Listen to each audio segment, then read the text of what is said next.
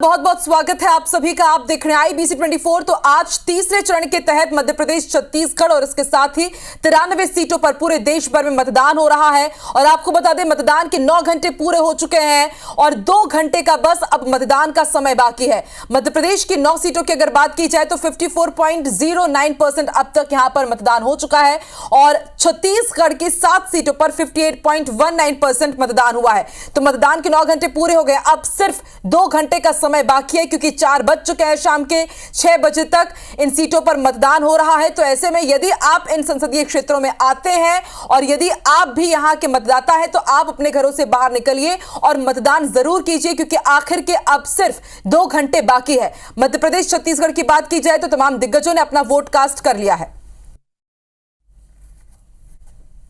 तो लोकसभा के तीसरे चरण का रण पूरी तरह से तैयार है। दिग्गज मतदान कर रहे हैं। आप भी अपने घरों से बाहर निकलिए और उसके बाद आप मतदान कीजिए।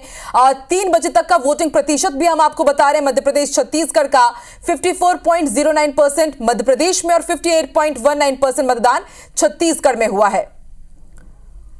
इसके साथ ही यदि आप मतदान कर रहे हैं तो अपनी सेल्फी भी आप जरूर IBC 24 को भेजिए और आप दिखेंगे IBC 24 की स्क्रीन पर। और चलिए सीधे रुक कर लेते हैं लोरमी का और इंदौर का। हमारे साथ 2 संवाददाता जुड़ रहे हैं। सौरभ दुबे लोरमी से इस वक्त जुड़ चुके हैं और इंदौर से रवि हेमरा सिसोदिया हमारे साथ जुड़े हैं। सबसे पहले रुक कर लेते हैं सौरभ का। इनके साथ डिप्टी CM अरुण साव भी मौजूद है जिन्होंने अब से थोड़ी देर पहले वोट कास्ट किया है। बात कीजिए सौरभ, अरुण साव आपके साथ मौजूद है। कितने उत्साहित है आज मतदान को लेकर और इसके साथ ही तीसरे चरण का मतदान का जो सिलसिला है वो जारी है? इस तरह से आज मतदान हुआ है उसको लेकर भाजपा खेमे में किस तरह का उत्साह का वातावरण बना हुआ है। हम देख रहे हैं कि आप सुबह से लगातार जो है हर बूथ पर पहुंच रहे हैं, लोगों से मिल रहे हैं। किस तरह का रिस्पांस जो है बीजेपी को मिल रहा है? सवेरे बिलासपुर में मतदान किया और उसके बाद लगातार लोरमी के विभिन्न मतदान केंद्रों में जा रहा हूं। जो उत्साह दिख रहा है मतदाताओं में, सवेरे 7 बजे से लंबी लंबी लाइनें लगी थी और लोग बहुत उत्साह से, प्रसन्नता से मतदान करने आ रहे थे। तो ये निश्चित रूप से प्रो इनकम्बेंसी मतदान है, प्रो इनकम्बेंसी उत्साह है। जनता स्वयं आगे बढ़कर नरेंद्र मोदी जी को तीसरी बार देश के प्रधानमंत्री बनाने के लिए वोट कर रही है। ये विकसित भारत के निर्माण के लिए वोट है। ये भारतीय जनता पार्टी के लिए वोट है। जो जिस प्रकार से मतदाता उत्साहित होकर मतदान केंद्रों में आकर मतदान केंद्र में आ रहे हैं। नरेंद्र मोदी जी का एक बयान आया है जिसमें उन्होंने कहा है कि मुसलमान जो है उन्हें अपने बच्चों के भविष्य को देखना चाहिए, किसी दूसरे पार्टी के या दूसरे नेताओं के बहकावे में नहीं आना चाहिए। इस पर आपकी क्या प्रतिक्रिया है? ठीक है, तो सौरभ दुबे हमारे साथ जुड़े हैं, डिप्टी CM अरुण साव से बातचीत ये कर रहे हैं और इसके साथ ही नासिर गौरी भी हमारे साथ जुड़ चुके हैं और रवि हेमरा सिसोदिया भी जुड़े हुए हैं। रवि, बताइए किस पोलिंग बूथ में है आप? अभी यहाँ पर कितना वोट परसेंट हो चुका है और कितना उत्साह है मतदाताओं के बीच?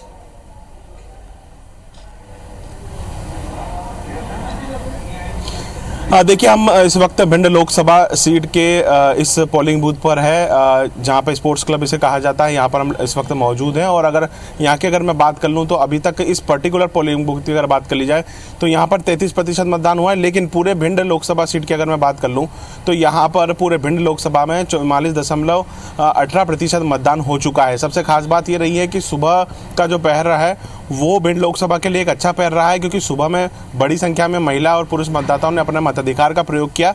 लेकिन चूंकि यहाँ पे गर्मी जो है काफ़ी भीषण गर्मी है और जो टेम्परेचर है यहाँ का वो 42 डिग्री के पार जा चुका है और इसलिए में इतनी भीषण गर्मी में लोगों ने दिन में आना मुनासिब नहीं समझा। लेकिन अब अच्छी बात यह है कि जैसे जैसे शाम का ये तीसरा पहर शुरू हो रहा है, ऐसे ऐसे में लोग घरों से बाहर निकल रहे हैं, चाहे वो वृद्ध मतदाता हों, चाहे वो युवा मतदाता हों जो पहली बार वोट डाल रहे हैं, वो लोग भी घरों से बाहर निकल रहे हैं और अपने मताधिकार का प्रयोग कर रहे हैं।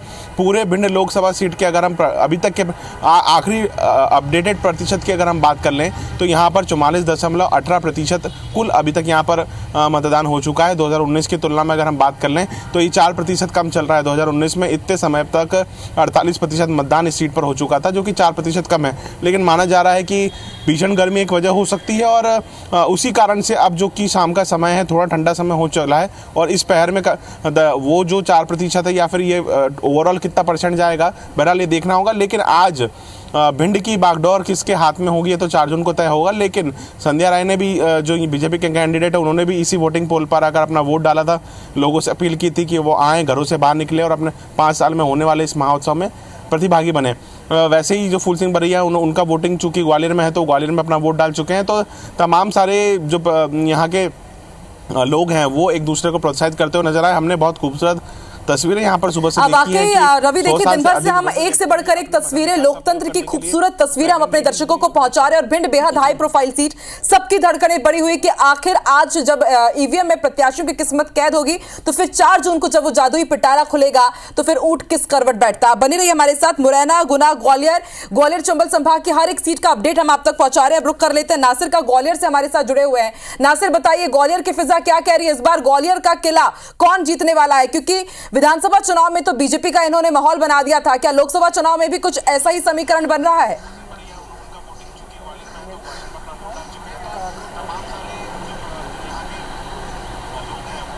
देखिए, बिल्कुल माहौल तो बना हुआ है, लेकिन सबसे पहले बात यह है कि मतदान को लेकर सबसे अगर बात की जाए तो 3 बजे तक 48% मतदान हुआ है। तो कहीं ना कहीं लोगों में अभी उतना घर से बाहर नहीं निकले जितना जिला निर्वाचन आयोग ने कोशिशें की थी। लेकिन आपको बता दें कि ग्वालियर लोकसभा सीट की बात करी तो ग्वालियर चंबल संभाग की 4 लोकसभा सीटें, उसमें से ग्वालियर लोकसभा सीट बेहद अहम है। और ऐसे में यहाँ का वोटर्स तय करने वाला है कि अगली सरकार किसकी होगी, यानी कि अगला सांसद किसका होगा।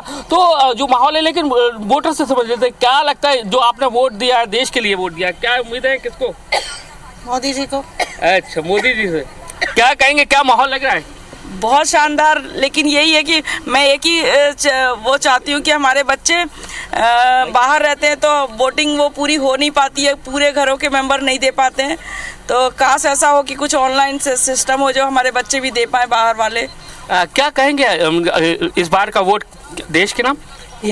इस बार हमने प्रवीण पाठक जी को वोट दिया है। हम चाहते हैं कि नया यूथ आ गया है और अच्छे से अच्छी सरकार बने। क्या कहेंगे, क्या ऑल इज वेल, सब बढ़िया। सब क्या चाहते हैं, क्या सोचकर मन में था जो वोट देने निकले? क्या जो भी सरकार आए देश की भलाई के लिए। क्या कहेंगे आंटी? जी नासिर, क्या हुआ?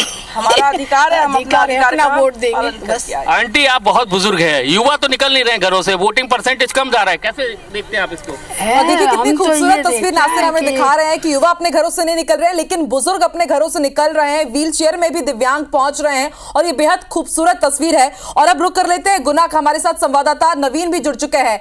नवीन, गुना में महाराज को हमेशा से ही यादवों से खतरा रहा है और उनके सामने हार का दाग मिटाने की भी इस बार चुनौती है। तो गुनावासी क्या कह रहे हैं, कितना उत्साह है इस बार मतदान को लेकर के?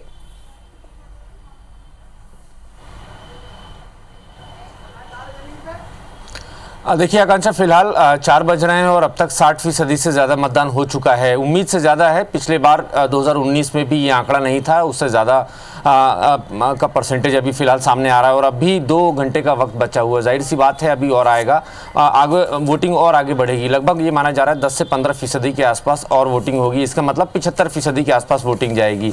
चूँकि गर्मी बहुत है आकांक्षा, और सुबह 9 बजे के बाद से ही तपिश बहुत तेज़ हो गई थी और लगभग 41 डिग्री के ऊपर टेम्परेचर चला गया था। बावजूद इसके काफ़ी सारे वोटर्स घरों से निकलकर सामने आए, लेकिन बीच में जो 12 बजे से 2 बजे तक का जो समय था, यहाँ थोड़ा सा बूथों पर हमें निरस्ता नज़र आई, यहाँ पर भीड़ कम नज़र आई। लेकिन 2 बजे के बाद से वापस धीरे धीरे भीड़ बढ़ना शुरू हुई है, वोटर्स पहुँचना शुरू हुए हैं। इस वक्त में जो सवाल आकांक्षा आपने पूछा था कि ज्योतिरादित्य सिंधिया को किन जगहों पर और किस जाति के लोगों से खतरा है, तो मैं उसी सीट पर हूँ। और ज्योतिरादित्य सिंधिया ने आज अपने बूथों के निरीक्षण के दौरान सबसे ज़्यादा समय भी अशोकनगर में ही दिया और मैं अशोकनगर की ही डिस्ट्रिक्ट की अशोकनगर असेंबली में ही मौजूद हूँ। मैं आपको बूथ की तस्वीर दिखाता हूँ। अभी मेरे सामने कुछ वोटर्स अंदर पहुँचे हैं और चूंकि 2 घंटे का वक्त बचा है। आकांक्षा, आप कह रही थी कि ज्योतिरादित्य सिंधिया को बड़ा खतरा किन लोगों से है, तो 2019 के लोकसभा चुनाव में सबसे बड़ा डेंट जो उनको लगा था वो अशोकनगर डिस्ट्रिक्ट से लगा था। यहाँ की तीनों असेंबली से उनको बड़ा झटका लगा था। लेकिन इस बार ज्योतिरादित्य सिंधिया बहुत सीरियसली चुनाव लड़ रहे हैं। पिछली बार उन्होंने लापरवाही की थी, लेकिन उससे एक सबक लेते हुए इस बार बहुत गंभीरता के साथ वो आगे बढ़ रहे हैं। और सबसे खास बात कि आज जो 7 साढ़े 7 बजे के आसपास वो शिवपुरी से निकले बूथों पर निरीक्षण करने, तो सबसे ज़्यादा समय उन्होंने अशोकनगर की तमाम असेंबलीज पर दिया। पिछोर के कुछ संवेदनशील बूथों पर भी वो गए जहां उनको ऐसा आशंका थी कि वहां कुछ गड़बड़ी हो सकती है। इसके अलावा गुना के बमोरी में भी गए और चूंकि जो कांग्रेस ने जिस कैंडिडेट को टिकट दिया है देशराज सिंह, वो भी यादव जाति से ताल्लुक़ रखते हैं और यहाँ पर उनका अच्छा खासा होल्ड है, लिहाजा ज्योतिराज सिंधिया ने ये बेहतर समझा कि अशोकनगर में ज़्यादा समय देना उनके लिए राजनीतिक सेहत के लिए ठीक रहेगा। और चूंकि इस बार वो अपनी जीत को लेकर बहुत ज़्यादा आश्वस्त नज़र आ रहे हैं, लेकिन जिस तरीके से हमने ट्रेंड देखा है अशोकनगर डिस्ट्रिक्ट के तीनों विधानसभाओं में अच्छी खासी पोलिंग हुई है। न सिर्फ अशोकनगर बल्कि गुना की दोनों असेंबलीज में अच्छी खासी पोलिंग हुई है, शिवपुरी में भी अच्छी खासी वोटिंग हो रही है। और ऐसा नहीं है कि सिर्फ बिल्कुल नवीन, आप कह रहे हैं देखिए वोटिंग परसेंट बढ़ रहा है और अब ये वोटिंग परसेंट जो बढ़ा हुआ है किसके लिए फायदेमंद साबित होगा ये 4 जून को स्पष्ट हो ही जाएगा। आप बने रहिए, अब रुख कर लेते हैं अंशुल मुकाती का, ये हमारे साथ मुरैना से लाइव जुड़े और यहाँ पर बीजेपी 1991 से लगातार जीतते आ रही है, 7 बार जीत चुकी है, तो क्या इस बार बीजेपी 8वीं बार भी यहाँ पर जीत पाएगी? माहौल क्या कह रहा है अंशुल? और सिर्फ अब 2 घंटे बचे हुए हैं मतदान करने के लिए, तो कितना उत्साह है? वोटिंग परसेंट क्या कह रहा है अंशुल?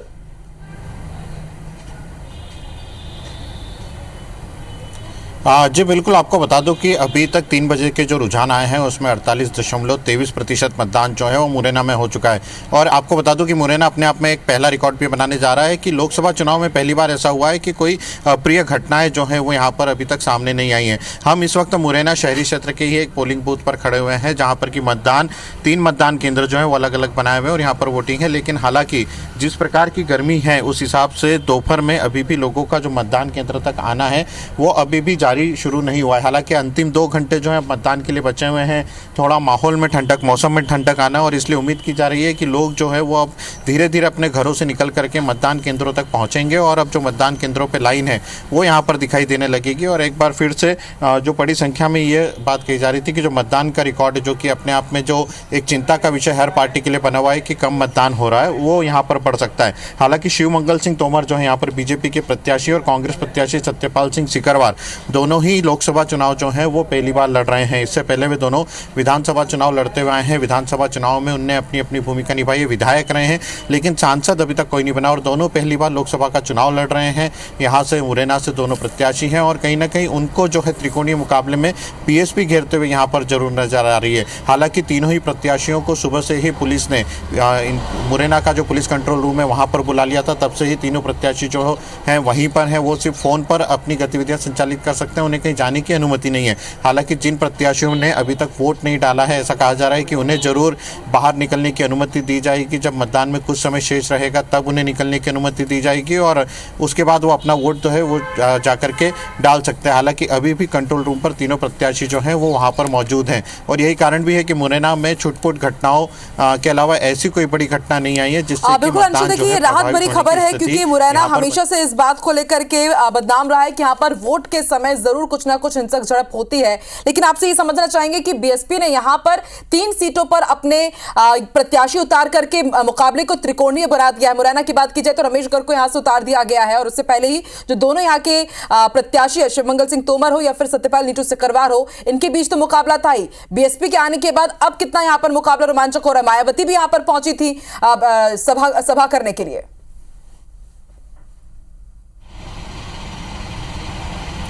हाँ जी बिल्कुल, आपको बता दूं मुरैना के रण में सभी अपनी अपनी ताकत जो है वो दिखाने की कोशिश कर रहे थे। बीजेपी के कई लोग जो हैं बड़े नेता जो यहाँ पर पहुँचे थे, लगातार यहाँ पे सभाएं की थी। वहीं कांग्रेस की तरफ से भी राहुल गांधी की यहाँ पर सभा हुई थी और वहीं बसपा भी यहाँ पर अपनी ताकत दिखा रही है। बसपा की तरफ से भी मायावती ने यहाँ पर सभा की थी और यही कारण है कि बसपा का जो वोट बैंक है, जो कि अपने आप में चूँकि मुरैना में शुरू से बसपा का एक अपना वोट बैंक जो है वो बना हुआ रहा है, तो वो वोट बैंक भी कहीं ना कहीं बीजेपी और कांग्रेस के लिए चुनौती भरा है। हालांकि वह बीजेपी के वोट सबसे ज़्यादा काटेगी या कांग्रेस की है तो चुनाव परिणाम के बाद ही पता चल पाएगा, लेकिन कहीं ना कहीं दोनों प्रत्याशियों को चुनौती जो है वो बसपा देती हुई नजर आ रही है। क्योंकि यदि पिछली बार नरेंद्र सिंह तोमर जब यहाँ से चुनाव लड़े थे वहाँ तब का यदि आंकड़ा उठाया जाए तो महज 1 लाख से कुछ समथिंग कुछ वोटों से वो जीते थे और बसपा जो है यदि उतने ही वोट ले जाती तो कहीं ना कहीं कांग्रेस और बीजेपी का गणित जो है वो यहाँ पर बिगड़ सकता है। हालांकि बसपा प्रत्याशी जो है उन्हें भी यहाँ पर नज़रबंद रखा गया है, उनकी तरफ से भी प्रचार किया गया था। और मायावती की जिस दिन सभा हुई थी उसके बाद से लोग ये जरूर कह रहे थे कि बसपा का अपना जो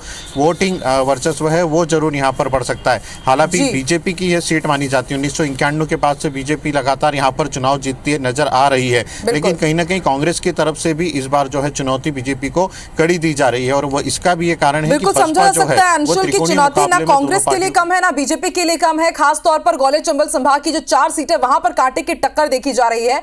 बहुत बहुत शुक्रिया आप तीनों का ही हमारे साथ जुड़ने के लिए, पूरी जानकारी हम तक पहुंचाने के लिए। और अब रुख कर लेते हैं छत्तीसगढ़ का, क्योंकि छत्तीसगढ़ में भी IBC 24 के हर एक पोलिंग बूथ पर यहां पर हमने रिपोर्टर तैनात किए ताकि हर एक अपडेट आप तक हम पहुंचा सके। इस वक्त हमारे साथ 3 संवाददाता जुड़ रहे हैं। सौरभ सिंह परिहार जो कि खासतौर पर रायपुर से जांजगीर पहुंचे हैं आप तक अपडेट पहुंचाने के लिए, राजेश राज रायपुर से हमारे साथ जुड़े हैं और बिलासपुर से जितेंद्र थवाइट जुड़े हैं। बिलासपुर के बारे में हमें ये बताएंगे। बिलासपुर की अगर बात की जाए सबसे पहले जितेंद्र आपका रुख करती हूं तो देखिए 1996 से ही ये बीजेपी का गढ़ रहा है।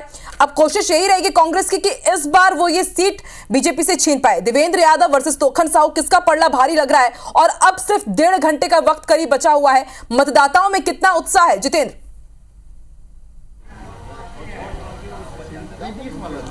बिल्कुल, देखिए इस बार बिलासपुर लोकसभा का चुनाव रोमांचक है, दिलचस्प है, क्योंकि इस बार दोनों दलों ने यहां पर पूरा जोर लगाया है और जिस तरह से ये सीट लगातार भाजपा के खाते में गई है, इसलिए कांग्रेस भी इस बार पूरी मजबूती के साथ चुनावी मैदान में है। कांग्रेस ने अपने भिलाई के विधायक देवेंद्र यादव को यहां से प्रत्याशी बनाया है।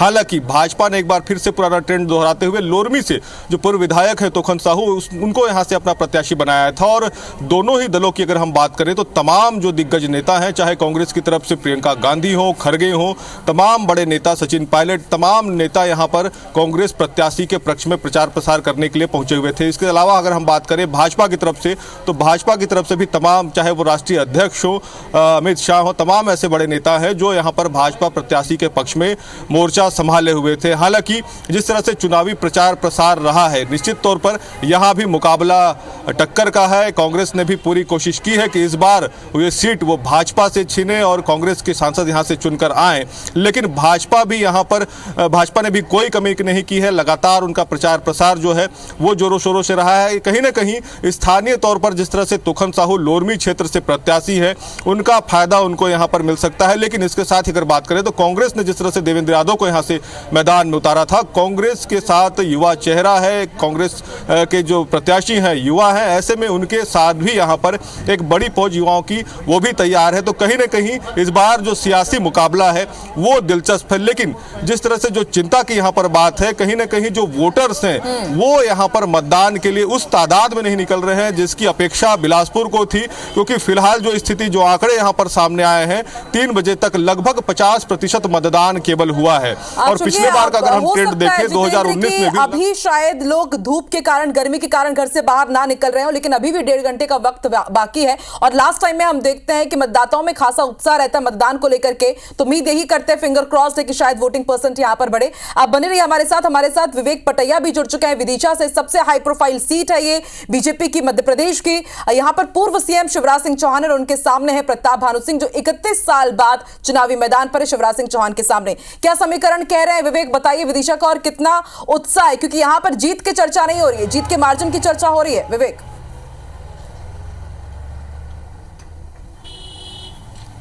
देखिए विदिशा संसदीय सीट काफ़ी हाई प्रोफाइल है। अटल जी और उसके बाद सुषमा स्वराज और शिवराज सिंह चौहान अब फिर 19 साल बाद इस सीट पर लौटे हैं।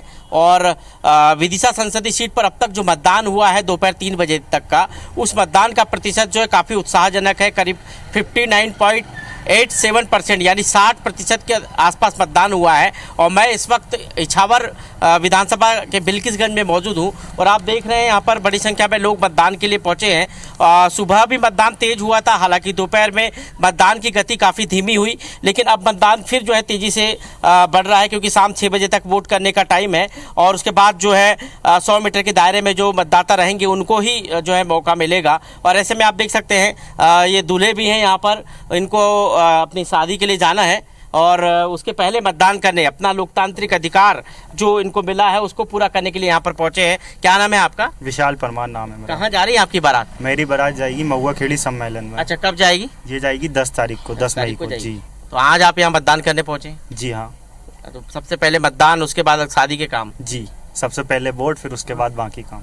देखिए आप, ये दूल्हे हैं और अब मतदान करने पहले पहुंचे हैं और उसके बाद जो है अपनी बारात लेके जाएंगे। लेकिन आप देख सकते हैं ये बिल्किसगंज है, मतदान केंद्र बिल्किसगंज है और यहाँ पर सुबह से वोटिंग जो है काफ़ी तादाद में लोग यहाँ पर वोट कर रहे थे, लेकिन धूप के कारण दोपहर में मतदान धीमे हुआ। लेकिन अब फिर एक बार तेज़ी से मतदान हो रहा है। बड़ी संख्या में लोग जो है मतदान करने के लिए पहुँचेंगे। शाम 6 बजे तक का वक्त है और इस प्रोमाइसिस में 100 मीटर के दायरे में जो लोग आ जाएंगे उनको मतदान करने का मौका 6 बजे के बाद भी मिलेगा। लेकिन आपने यदि अभी तक मतदान नहीं किया है तो जरूर आइए। IBC 24 भी आपसे अपील करता है कि अपने मताधिकार का उपयोग करें और मतदान केंद्र पहुंचकर मतदान जरूर करें। विदिशा संसदीय सीट में एक बार फिर 19 साल बाद शिवराज सिंह चौहान मैदान में है और उनके सामने प्रताप भानु शर्मा कांग्रेस के मैदान में है। दोनों के बीच कड़ी टक्कर है। चर्चा है कि कौन कितने मार्जिन से जीतेगा और इस बार मार्जिन क्या होगा। जिस वोटिंग ट्रेंड जो बता रहा है 3 बजे तक का, जो 60% के आसपास मतदान पूरे लोकसभा क्षेत्र में हुआ है और इछावर जहां पर हम खड़े हैं ये विधानसभा क्षेत्र 64% मतदान, सबसे ज्यादा मतदान 8 विधानसभा क्षेत्रों में सबसे ज्यादा मतदान जो है इछावर विधानसभा में ही हुआ है। तो अब देखना होगा कि शाम 6 बजे तक कितना मतदान होता है। क्या 2019 का जो आंकड़ा है 64% मतदान यदि 4:30 बजे तक हो गया है तो समझा जा सकता है कि 6 बजे तक की वोटिंग परसेंट और भी ज्यादा बढ़ने वाला है। आप बने रहिए हमारे साथ। अब रुक कर लेते हैं राजेश राजका रायपुर से हमारे साथ जुड़े हुए हैं। राजेश, बीजेपी के गढ़ में कांग्रेस के लिए सेंध लगाना बहुत बड़ी चुनौती है। हर बार वो प्रत्याशी बदलती है और कोशिश यही करती कि इस बार बीजेपी का किला हम फतह कर पाएंगे, लेकिन इस बार उनके सामने अजय योद्धा बृजमोहन अग्रवाल की चुनौती है और उन्हें यहां पर टक्कर दे रहे विकास उपाध्याय। युवा चेहरा है, कद्दावर नेता है। क्या लगता है पल्ला किसका भारी है? कितना यहां पर मतदाताओं में उत्साह है और अभी वोटिंग परसेंट किस तरफ इशारा कर रहा है? राजेश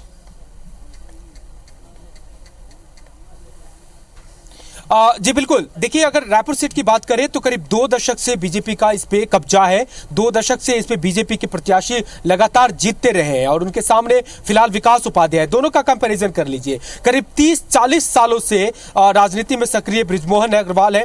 अपराजय योद्धा की तरफ 35 सालों से वो लगातार प्रत्याशी विधायक चुनते आ रहे हैं। लगातार वो मंत्री रहे 15-20 सालों से और उसके सामने भी विकास उपाध्याय एक उम्मीदवार है जो पहली बार वो चुनाव जीत करके बने थे, लेकिन कोई मंत्री का दर्जा नहीं है। तो एक तो आंकड़े ये बता रहे हैं कि ये बीजेपी के फेवर में है। गढ़ है, ये बीजेपी की सीट है। जो 9 विधानसभा सीट इसमें आती है उसमें से 8 पे तो सीधे विधानसभा चुनाव में बीजेपी के विधायक चुने गए थे, इस लिहाज से भी ये फेवर में है। और दूसरा जो योग्यता है, दूसरा जो कद्दावरपन का है, उसमें भी बीजेपी भारी बढ़ती दिख रही है। तो निश्चित रूप से ये कह सकते हैं कि आंकड़े, गढ़ और ट्रेंड ये पूरी तरह से बीजेपी के फेवर में है। लेकिन चुनाव होता है, चुनाव के परिणाम कुछ भी हो सकते हैं और क्या होते हैं हम बातचीत करने के लिए सामने आती है। देखिए वोट करके निकली है युवा वोटर भी, आप दिखाएं वोट किया आपने। युवा है, आप किसको पसंद कर रही हैं, कौन ज्यादा फेवर है? मेरे को तो अभी विकास अंकल ज्यादा अच्छे लग रहे हैं तो मैं उनको अभी वोट दे के आई हूँ। हाँ, तो ये जो चुनाव है वो पार्टी को देख करके आप लोग पसंद कर रहे हैं या सिर्फ उम्मीदवार को देख के? ठीक है, उम्मीदवार तो युवाओं में खासा उत्साह है रायपुर में। और देखिए देखने वाली बात होगी कि शाम तक यहाँ पर वोटिंग परसेंट यहाँ का क्या कहता है। रुख कर लेते दुष्यंत का। भोपाल से हमारे साथ लाइव जुड़े हुए हैं और आलोक शर्मा वर्सेस अरुण श्रीवास्तव के बीच यहाँ पर जंग देखी जा रही है और भोपाल भी बीजेपी का ही गढ़ रही है। क्या कह रहा है यहाँ का वोटिंग परसेंट? दुष्यंत बताइए, मतदाताओं में कितना उत्साह, क्या रुझान कह रहे हैं?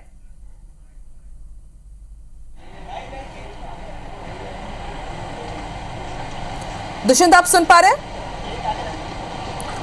चलिए दुष्यंत को फिर से कनेक्ट करने की मैं गुजारिश करती हूं अपनी टीम से। और हमारे साथ कोरबा से धीरज दुबे भी जुड़ चुके हैं। जांजगीर से सौरभ सिंह परिहार लगातार जुड़े हुए हैं। सौरभ, जांजगीर जहां से दलित वर्ग के प्रमुख कांशी राम ने अपने राजनीतिक करियर की शुरुआत की और उसके बाद चरणदास महंत, दिलीप सिंह जूदेव जैसे बड़े बड़े दिग्गजों का ही संसदीय क्षेत्र रहा। इस बार शिव कुमार डहरिया वर्सेस कमलेश जांगड़े के बीच जंग है। जनता क्या कह रही है जांजगीर की और क्या इस बार जीत का पंच लगा पाएगी बीजेपी?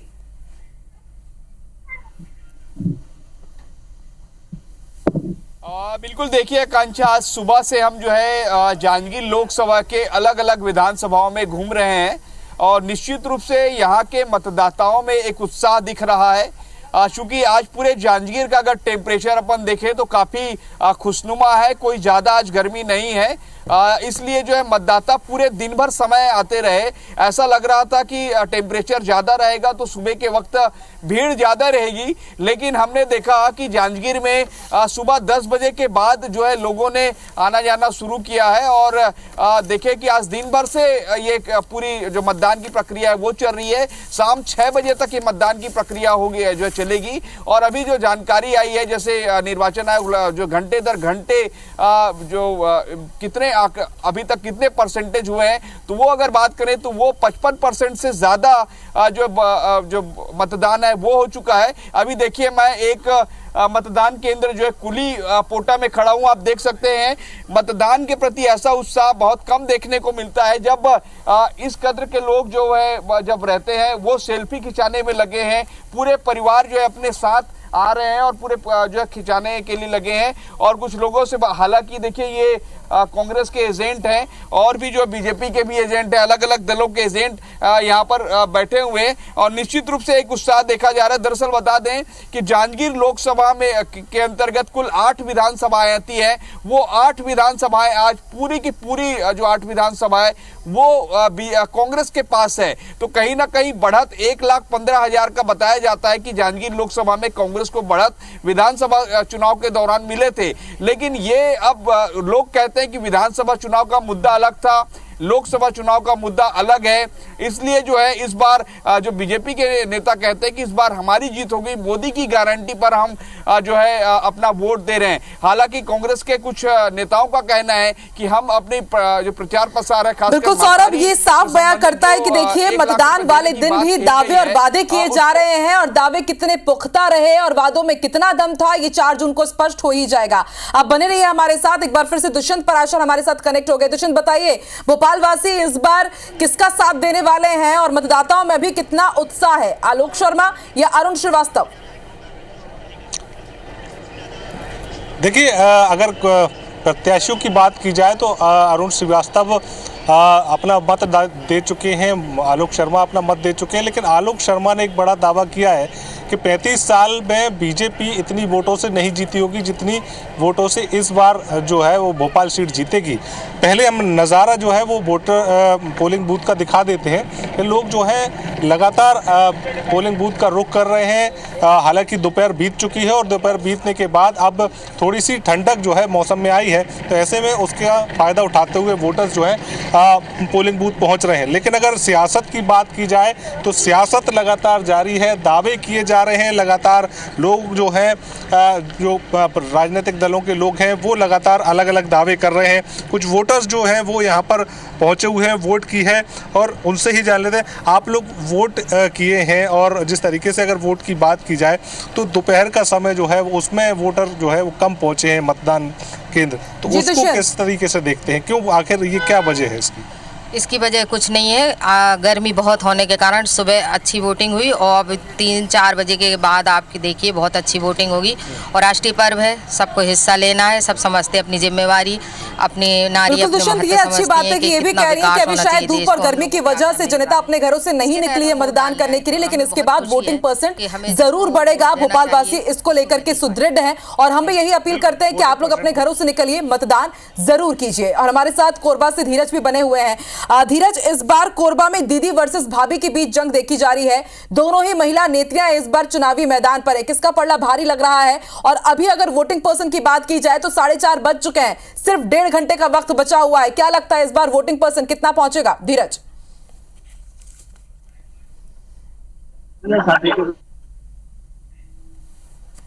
आने के बावजूद यहाँ पे देख सकते हैं आप, इस पर कतार खड़े हैं। अभी मतदान के बाद बुजुर्ग खड़े हैं, वहाँ पे ज्यादा लोग यहाँ पे मूवमेंट मत करो, लोग यहाँ पे मौजूद है और मतदान उसको निभाने के यहाँ पे मतदान आपको भैया आपको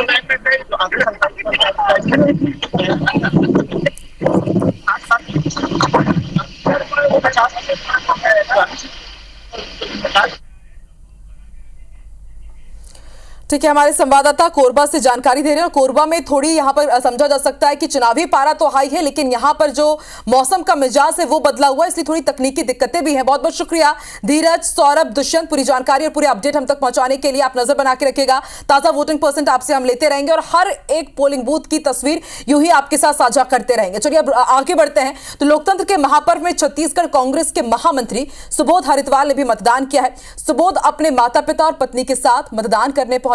सुबोध हरितवाल ने मतदान को लेकर आम जनता को जागरूक भी किया और कहा कि सभी को मतदान करना चाहिए। हम मतदान करेंगे तभी महंगाई, बेरोजगारी की लड़ाई बेहतर ढंग से लड़ पाएंगे।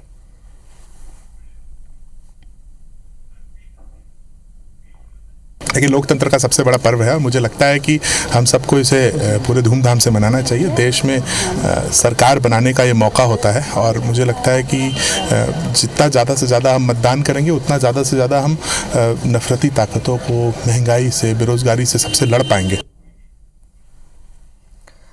तो कांग्रेस महामंत्री आप सुबोध हरितवाल को देख रहे थे, सुन रहे थे। उन्होंने सपरिवार वोटिंग कास्ट कर दिया है और इसके साथ ही सभी को ये उन्होंने मैसेज दिया है कि आपको मतदान जरूर करना है, क्योंकि आप यदि लोकतंत्र के इस महापर्व में यदि अपने मतदान के तहत आहुति देंगे तो ही इससे हम बेरोजगारी और महंगाई जैसे जो मुद्दे हैं उनसे लड़ पाएंगे।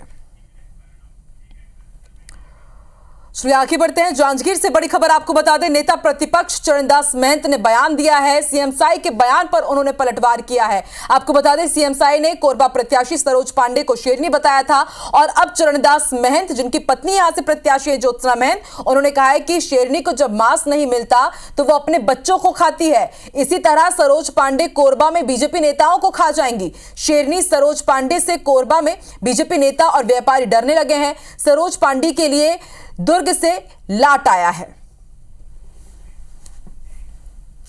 मुख्यमंत्री जी कह रहे हैं कि हम शेरनी लाए हैं, तो लोग तो डरने लगे हैं। शेरनी आई, यहाँ को नोच खाएगी, हम लोगों को नोच खाएगी। और शेरनी का एक बहुत अनूठा स्वभाव होता है। जब उसको खाने के लिए वो नहीं मिलता, अपना मांस नहीं मिलता, तो अपने बच्चों को खाती है। वहाँ तो डर इसी बात का है और डरे हुए हैं लोग कि ये बीजेपी की नेता जितने भी लोग हैं, व्यापारी वर्ग के लोग, जो उन्होंने दुर्ग से लाट लाया हुआ है, तो इसलिए डर रहे हैं कि अब आने वाले दिनों में चाहे राखड़ का काम हो, चाहे कोयले का काम हो, चाहे डीजल का काम हो, चाहे सड़क का काम हो, सब दुर्ग वाले करेंगे।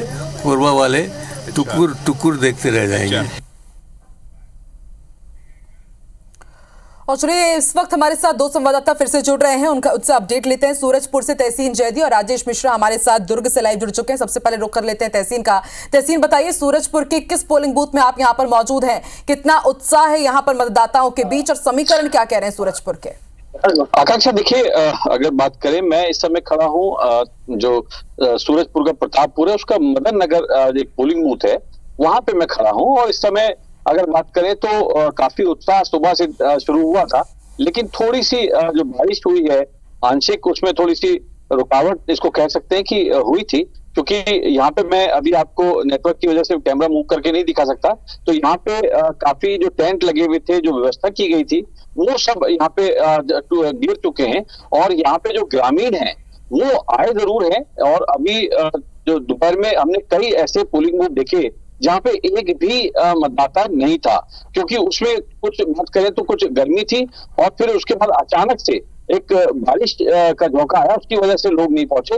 यहाँ पे अगर 3 बजे तक की अगर बात करें तो कुल 65% मतदान जो है सूरजपुर जिले में हो चुका है।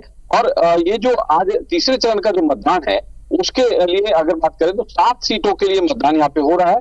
और उसमें अगर अहम सीट एक सरगुजा जो लोकसभा सीट है वो यहाँ पे सामने आती है।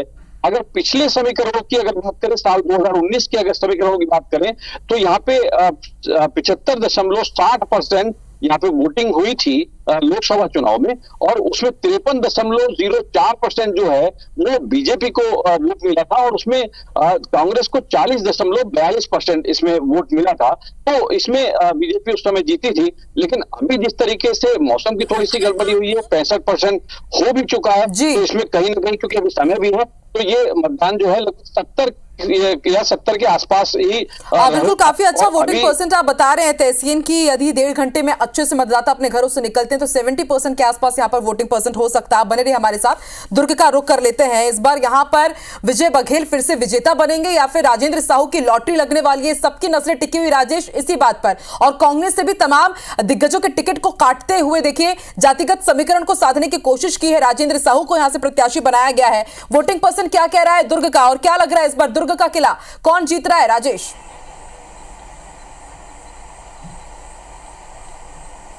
देखिए, ये बिल्कुल सवाल यही इस पर टिका हुआ है कि दुर्ग का किला कौन किसके नाम होगा। क्या सांसद विजय बघेल जो पिछले बार के सांसद है वो इस बार भी सांसद रहेंगे कि जातिगत समीकरण के तहत जो राजेंद्र साहू है उनको ये विरासत यहाँ पर मिल जाएगी? मगर ये सब चीज़ अभी धीरे धीरे ईवीएम में कैद हो रहा है। रही बात दुर्ग लोकसभा के वोटिंग को लेकर, यहाँ के लोगों के उत्साह को लेकर, तो काफ़ी उत्साह यहाँ पर देखा जा रहा है। और जो आंकड़े मैं आपको बताने वाला हूँ, 4 बजे तक लगभग 65% मतदान यहाँ पर हो चुका है। तो लगातार जो है लोगों को उत्साह देखा जा रहा है। तेज गर्मी है, धूप है, हवा चल रही है, मगर उसके बावजूद भी लोगों का आना, वोटिंग के लिए आना कम नहीं हो रहा है। लोग आ रहे हैं, जो निशक्त जन है वो बैसाखी में आ रहे हैं, बुजुर्ग आ रहे हैं, परिवार के साथ आ रहे हैं, तैयार होकर आ रहे हैं। और नए मतदाताओं में तो खास का उत्साह देखा जा रहा है। अभी हम भिलाई 3 के जनता स्कूल मतदान केंद्र में खड़े हुए, यहाँ पे बहुत तेज हवा चल रही है और धूल, काफी बड़ा इलाका है तो धूल भी चल रही है, मगर लोगों का आने का सिलसिला लगातार जारी है। आप देख रहे हैं कि हमारे साथ ये शख्स हैं। अभी आपने वोट डाल दिया और आपके माथे पर चंदन अंदन लगा हुआ है, क्या बात है जी? स्पेशल आज के दिन लगाएं कि हर समय लगाते हैं? मैं 12 महीना लगाता हूं सर। 12 महीना लगाने के साथ ये है कि देश में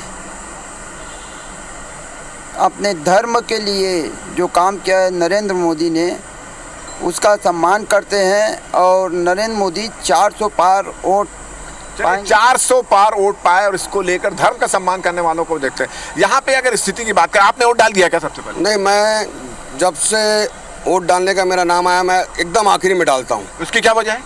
मेरे को एक शौक है कि एकदम आखिरी में आखिरी वोट मेरा होना चाहिए करके। तो उसके पहले क्या करते हैं आप? मतदान केंद्र में तो बहुत समय से हैं। मतदान केंद्र में रहते हैं, हमारे घर वाले को लेके आते हैं, बार बार समाज वाले को लेके आना है और भी पूरे वार्ड वाले को लेके आते हैं, वोट डालने के लिए प्रेरणा करते हैं। उनको बोलते हैं सेल्फी खिंचाइए करके। किस तरह का सांसद चाहते हैं आप लोग? कैसा सांसद होना चाहिए? जो दुर्ग जिले की सेवा करे, जनता की जो समस्या है उसका निवारण करे और सबसे मिल के रहे। ऐसा तो आपने सुना कि जो सेवा करे, जनता के बीच रहे, इसको लेकर लोग वोट डालने चाह रहे हैं। और क्योंकि एक चीज और इस बार देखने को मिल रही है कि जो वोट डालने आ रहा है पहले से डिसाइड करके आ रहा है कि उसको किसको वोट डालना है। कोई कंफ्यूजन की स्थिति नहीं है और यही वजह है कि उत्साह भी है। हमने यहाँ पर कई जगह मतदान केंद्रों में गए, हमने देखा कि लोग इसके लिए बाकायदा तैयारी करके आए, पूरे परिवार के साथ आए। कुछ लोग तो सुबह 6:30 बजे से आ गए। और ये बेहद अच्छी तस्वीर है राजेश की, इस बार जनता कंफ्यूज नहीं है, वरना विधानसभा चुनाव में लोग अपने पत्ते ही खोलने को तैयार नहीं थे, वो ये बताने को तैयार नहीं थे कि आखिर वो इस बार किसके साथ है। लेकिन दुर्ग की जनता इस बार पहले से सब कुछ डिसाइड कर चुकी है। अब देखने वाली बात होगी कि 4 जून को मैंडेट में वो किसका साथ देती है। बहुत बहुत शुक्रिया तहसीन राजेश, पूरी जानकारी हम तक पहुंचाने के लिए, हर एक लाइव तस्वीर हम तक पहुंचाने के लिए। तो आपको इलेक्शन से जुड़ा हुआ हर एक अपडेट आप तक पहुंचा रहे। लेकिन इसी बीच एक बड़ी खबर आपको वाड्रफ नगर से बता दें, यहां पे घर में भीषण आग लग गई है। मतदान करने के लिए पूरा परिवार गया हुआ था। आग किस वजह से लगी है अभी तक स्पष्ट नहीं हो पाया है और ग्रामीण आग बुझाने का प्रयास कर रहे हैं। लेकिन ग्रामीण के घर में रखा लाखों का सामान जलकर खाक हो गया और अब तक दमकल की कोई भी गाड़ी यहां पर पहुंच नहीं पाई है। और ऐसे में गांव वाले ही यहां पर जद्दोजहद कर रहे हैं ताकि इस आग पर जल्द से जल्द काबू पाया जा सके। बताया जा रहा है कि आग उस वक्त लगी जब घर के लोग मतदान करने के लिए गए हुए थे और उसी वक्त ये घर आग की चपेट में आ गया। आप देखिए किस तरह से आग बुझाने की कोशिश यहां पर ग्रामीणों ने ही की है, क्योंकि काफी देर तक यहां पर दमकल की टीम अब तक नहीं पहुंच पाई है।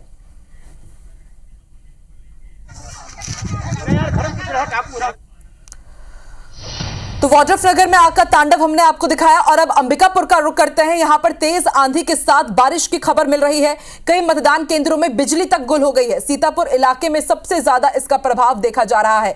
तो आप देखिए कई जगह पर पेड़ गिर गए हैं। पेड़ यहां पर आप देखिए किस तरह से मतदान केंद्रों में जो तैयारी की गई थी उस पर खलल बन गए हैं। टेंट यहां पर नीचे गिर गए हैं। कई मतदान केंद्रों में बिजली भी गुल हो गई और इस कारण मतदान भी काफी हद तक प्रभावित हुआ है।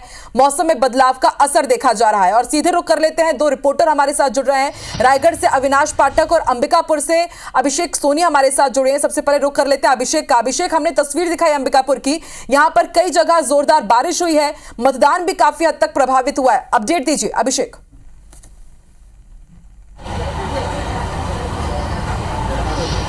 देखिए, जिस तरह से मतदान को लेकर जो तैयारियां की गई थी उस पे जो प्राकृतिक आपदा है वो एक तरह से खलल बनकर सामने आई है। और खासतौर पर जो सीतापुर का इलाका है उन इलाकों में तेज आंधी और बारिश हुई है, जिसके कारण कई मतदान केंद्रों में जो पंडाल हैं वो गिर चुके हैं, पेड़ कई मतदान केंद्रों में गिर चुके हैं और जो बिजली है वो गुल हो चुकी है। अभी खबर आ रही है कि जो लमगांव जो इलाका है वहां पर कोट एक मतदान केंद्र है, वहां एक फर्स्ट टाइम जो वोटर युवती थी वो मतदान केंद्र से वापस जा रही थी मतदान को लेकर मतदान करके, और उसके ऊपर आकाशीय बिजली गिर गई और उसकी दुखद निधन की भी सूचना आ रही है। तो कहा जा सकता है कि जिस तरह से मतदान को लेकर मतदाताओं में रुझान दिख रहा था, उस पर जो प्राकृतिक आपदा है वो एक तरह से खलल बनकर सामने आई है।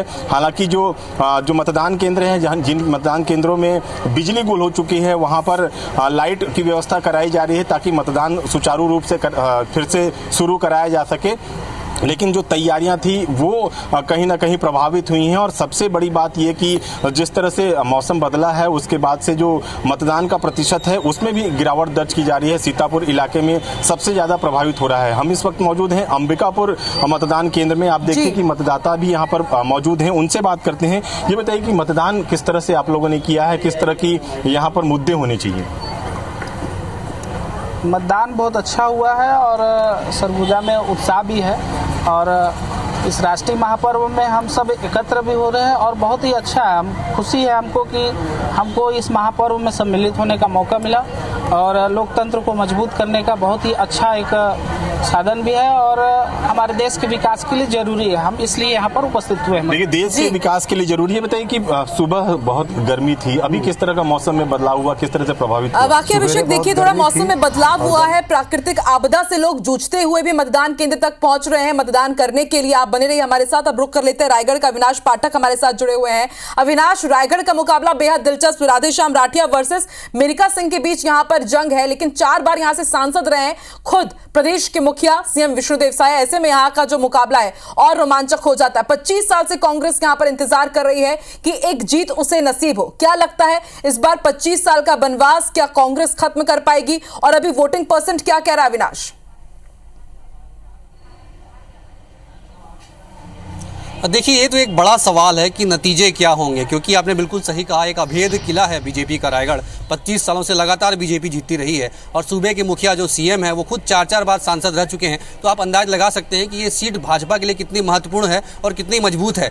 कमोबेश कांग्रेस ने काफ़ी मेहनत की है, एक बड़े चेहरे को उन्होंने चुनावी मैदान में उतारा है जिनका राजनीतिक वर्चस्व है। उनके पिता जो डॉक्टर मेनका सिंह के पिता थे वो सीएम भी रह चुके हैं, उनकी 2 बहनें सांसद और कैबिनेट मिनिस्टर रह चुकी हैं। तो दोनों चेहरे जो है वो काफ़ी मजबूत हैं। लेकिन इन सब के बीच चूंकि आज मतदान का दिन है, मैं आपको बताऊंगा एक अच्छी खबर जो आ रही है कि पूरे प्रदेश में सबसे अधिक मतदान रायगढ़ लोकसभा क्षेत्र में हुआ है। आपको बता दूं कि अभी तक लगभग 69% मतदान जो है रायगढ़ लोकसभा सीट में हो चुका है। और सबसे अच्छी बात यह है कि जिन आदिवासी इलाकों में जो ग्रामीण पिछड़े होते हैं उन्हीं इलाकों से सबसे अच्छी तस्वीरें आई हैं। सुबह 6 बजे धर्मजगढ़ जैसे इलाकों से ऐसी तस्वीरें थी कि जो मतदान का परिसर था वो खचाखच भरा हुआ था, जबकि वोटिंग 7 बजे चालू होने वाली थी। और अभी जो परिणाम अभी तक के जो वोटिंग के जो परसेंटेज आए हैं, आपको आश्चर्य होगा कि सबसे ज़्यादा पोलिंग जो है धर्मजगढ़ इलाके में हुई है। लगभग 72% पोलिंग अभी तक हो चुकी है। लैलूंगा जो कि ट्राइबल इलाका है काफ़ी ज़्यादा, उस इलाके में 71% पोलिंग हो चुकी है। तो आदिवासी वोटर जो है, ट्राइबल सीट है रायगढ़ लोकसभा सीट, और आदिवासियों ने, किसानों ने, मजदूरों ने जमकर वोटिंग की है। ये एक अच्छी खबर है। हालांकि शहरी क्षेत्र में वोट का जो परसेंटेज है वो कम है। एक दूसरी तस्वीर जो आपको मैं साझा करना चाहूँगा कि आमतौर पर विधानसभा चुनाव के दौरान शाम के समय का जो वक्त होता है उस समय जो मतदान केंद्र होते हैं वहाँ पे काफ़ी भीड़ नजर आती है। लेकिन अभी की जो तस्वीर है वो थोड़ी सुनी सुनी आपको मतदान केंद्रों में नजर आएगी, लोग कम नजर आ रहे हैं। इसके पीछे एक बड़ा कारण ये भी है कि तापमान जो है वो काफी बढ़ा हुआ है। आज का जो टेम्परेचर था 39 डिग्री प्लस था, तो गर्मी की वजह से 2 बजे के बाद पोलिंग का जो परसेंटेज है वो कम हुआ है। लेकिन अब जैसे जैसे शाम ढल रही है, जिस तरह से निर्वाचन आयोग ने 1 घंटे का अतिरिक्त समय दिया है शाम 6 बजे तक, तो अब फिर से मतदान केंद्रों में भीड़ उमड़ रही है। और ये माना जा सकता है कि इस बार मुझे लगता है कि छत्तीसगढ़ में सबसे ज्यादा पोलिंग रायगढ़ लोकसभा सीट में होगी। बिल्कुल, जैसे कि आंकड़े आप बता रहे हैं अलग अलग संसदीय क्षेत्रों की, कहीं पर 69, कहीं पर 72 अभी हो चुका है। तो सोचिए करीब अभी 1 घंटे से ज्यादा का वक्त बचा हुआ है। 6 बजे तक यहाँ पर वोटिंग परसेंट बहुत शानदार आने वाला है, उस पर भी जरूर चर्चा करेंगे। अविनाश, बहुत बहुत शुक्रिया फिलहाल पूरा अपडेट हम तक पहुंचाने के लिए। और अभिषेक भी हमारे साथ अंबिकापुर से जुड़े हुए थे, उनका भी शुक्रिया। और बैतूल से बड़ी खबर मिल रही है। पोलिंग बूथ क्रमांक 74 पर 30 मिनट से मतदान रुका हुआ है। दरअसल यहां पर वीवीपैट मशीन की बैटरी खत्म हो गई है और मतदान केंद्र से कई मतदाता बिना मतदान किए ही लौट गए हैं। पीठासीन अधिकारी ने प्रशासन को इसकी सूचना दे दी है और मतदान केंद्र पर लंबी कतार लग गई है। कांग्रेसियों ने यहां पर जमकर हंगामा किया है। तो इस बार बैतूल में दुर्गादास उइके वर्सेस रामू टेकाम दोनों दोबारा एक दूसरे को यहां पर टक्कर दे रहे हैं बैतूल के रण में। और बात की जाए तो यहां पर वीवीपैट मशीन की बैटरी खत्म हो गई है और इस कारण मतदान केंद्र से मतदाता बिना मतदान करे वापस लौट रहे हैं। और सोचिए कितनी बड़ी यहां पर ये गड़बड़ी है, क्योंकि इससे पहले ही मॉक ड्रिल हो जाता है, बैटरी चेक कर ली जाती है, लेकिन उसके बाद भी यहां से ये लापरवाही की खबर आ रही है। तो पोलिंग बूथ क्रमांक 74 पर 30 मिनट से मतदान रुका हुआ है। कुछ मतदाता बिना मतदान किए वापस लौट गए और उसके बाद जो कुछ मतदाता यहां पर रुके हुए हैं उनकी लंबी कतारें यहां पर लगी है। और ऐसे में जैसे इसकी सूचना कांग्रेस कार्यकर्ताओं को मिली वो वहां पर पहुंचे और उसके बाद यहां पर उन्होंने जोरदार हंगामा किया। पीठासीन अधिकारी को इसकी सूचना दे दी गई है, प्रशासन को सूचना दे दी गई है और ऐसे में अब माना जा सकता है कि शायद 6 बजे के बाद भी ऐसे लोग जिन्होंने मतदान नहीं किया है उनके लिए यहां पर शायद समय बढ़ाया जा सकता है।